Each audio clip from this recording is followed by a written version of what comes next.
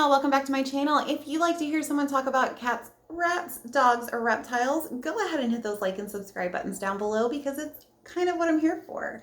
Today's video, I actually have quite a few videos already lined up and scheduled, so I figured I was in the craft room hanging out with the rats, finishing up some crafts tonight. I'm not really tired yet, but I finished all my crafting. I'm gonna knock out some of these super quick popular videos that everyone kind of does, and I'm going to start uploading these on Wednesday. I think I'm going to do about 5 of them, give or take 1 or 2, and I'll upload on Wednesdays at noon in between a few videos I already have scheduled. My regular upload time is still going to be Sundays at noon, so I do upload regularly, at least once a week. What the heck, Oreo? And if you are interested, make sure you like and subscribe so you're not missing out. Today's video is going to be co-hosted with Oreo today, and they're going to be 5 unpopular pet opinions. The first one being that there is no golden rule to pet keeping. There is no 110% correct way to keep a pet or animal. Oh, she tickles me sometimes and her nails are really long.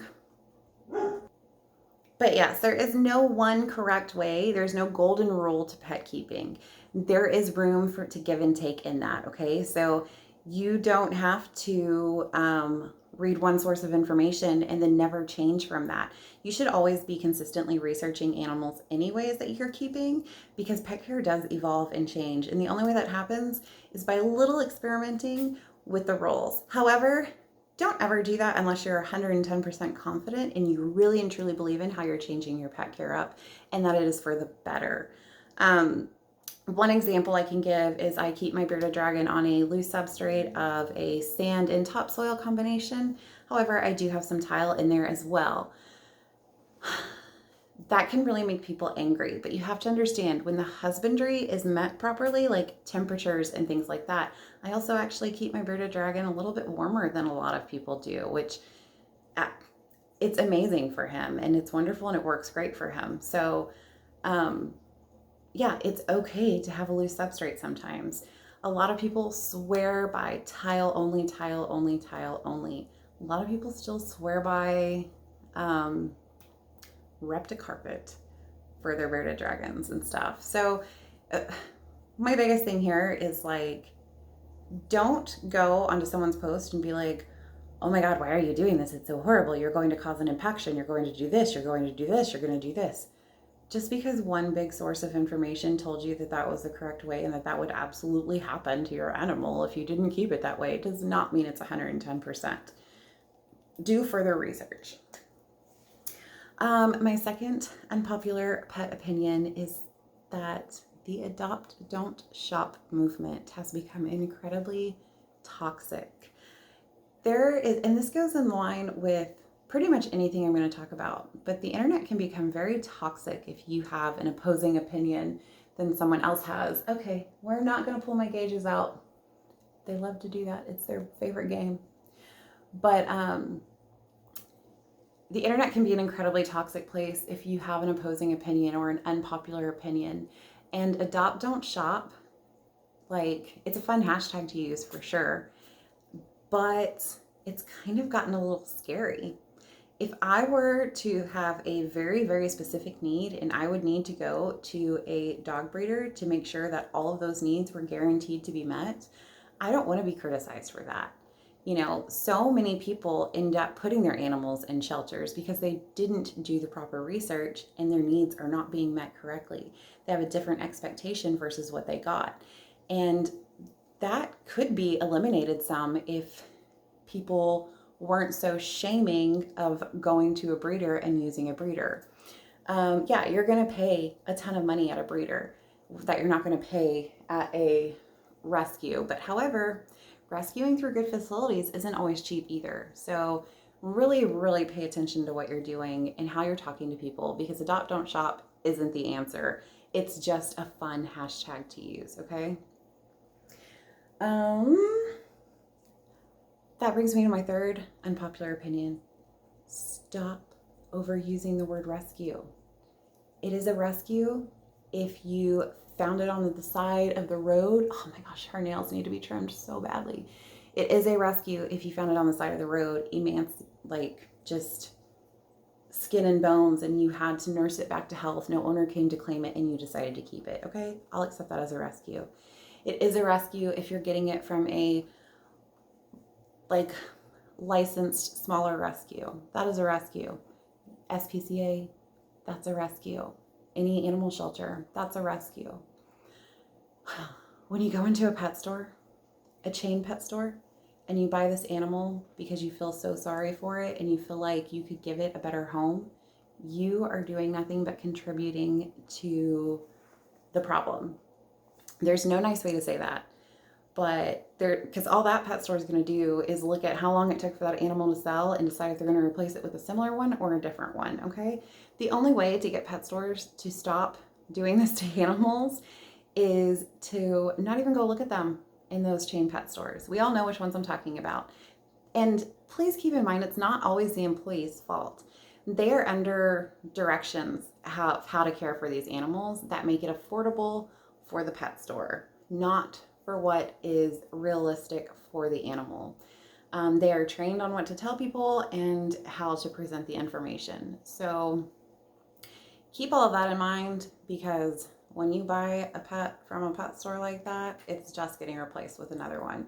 You are contributing to the problem. And don't get me wrong, we've all been there. We've all bought pets from there. I've never intentionally bought a sick animal from a chain pet store. Actually, Oreo and Sookie came from chain pet stores. I didn't know how to find a rat breeder at the time and whatnot. But am I considering them rescues? No, they were actually in fine conditions other than the fact that it was an aquarium, but whatever, that's a whole nother story. My fourth unpopular opinion is that there is more than one way to train a dog. A lot of people these days really, really like to hound positive reinforcement into dog trainers and like people looking into dog trainers. And absolutely, positive reinforcement is one of the most important characteristics when it comes to training dogs. Absolutely, hands down. However, there are situations and times that you might find yourself in to where you're going to have to need more immediate correction or something like that. I don't like to post very many videos of my dogs for this reason, actually. I do use a stimming collar on them. I have multiple reasons as to why I have to do that for both of the dogs. One of them has been through an incredibly traumatic experience, and he's an incredibly stubborn dog, and that's what works for him. Anytime I stim my dogs, they are followed immediately with positive reinforcement once the behavior has been corrected from that.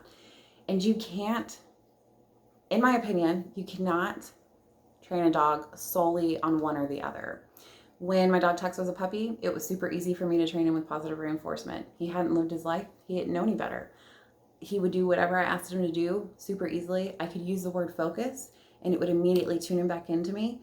He actually had a little traumatic experience happen and ended up becoming a very reactive dog. And we did have to seek out another way of helping him with that.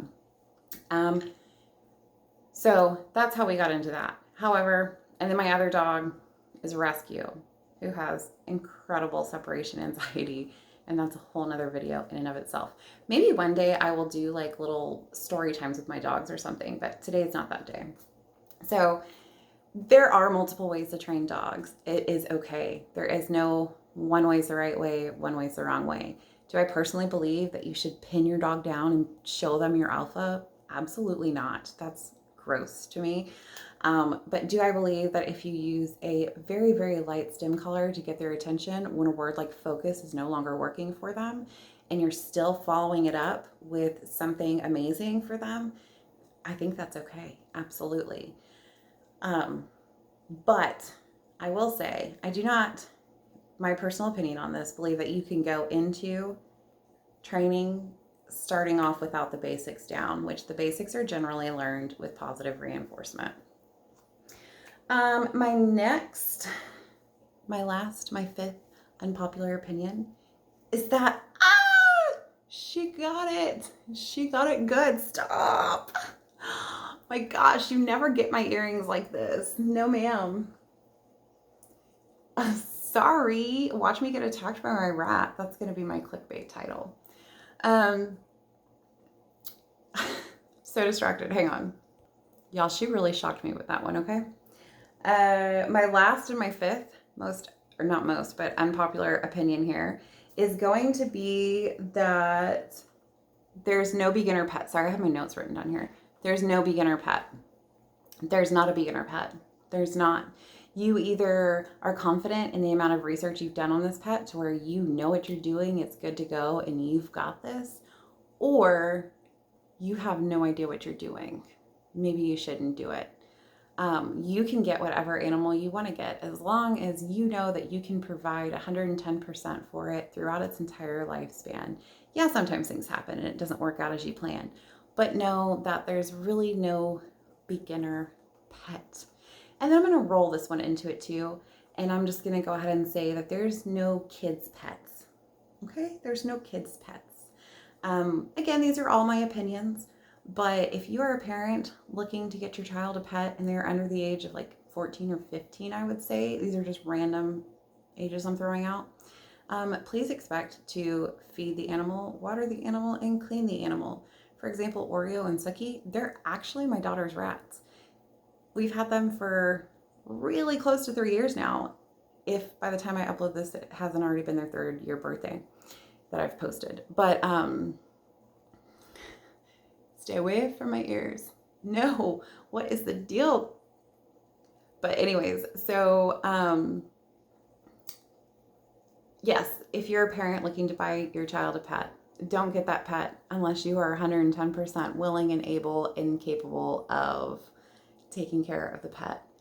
I think Oreo is telling me she's done. So we're going to wrap this up. This video is already longer than I wanted it to be anyways, and she is tearing up my hair now in the back. This girl. Yes, I'm about to go get your sister out because you be wildin' right now. Anyways, y'all have a great night, day, whatever time it is that you're watching this. And I'm going to awkwardly exit now.